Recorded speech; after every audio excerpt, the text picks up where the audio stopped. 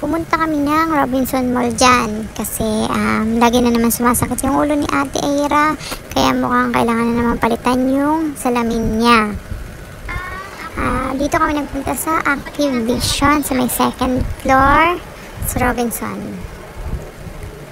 Yan, namimili na si Ate Aira ng kanyang frame ng gagawin na salamin. So maraming pwedeng pagpilian dyan. Mayroong pwedeng metal, may plastic, iba-ibang design din. Ayan, nakapili na si Ate Aira dyan. So hintayin na lang namin na ma-check siya ni Doktora. Ayun, si Papa sa labas, ayaw niyang pumasok.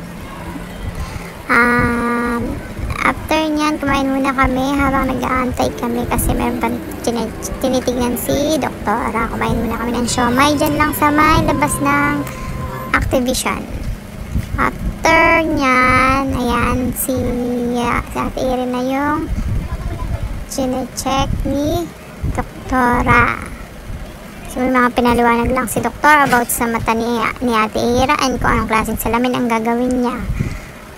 After nyan, balik daw kami ng Thursday para kunin yung salamin ni ate. So yun lang. Thank you for watching.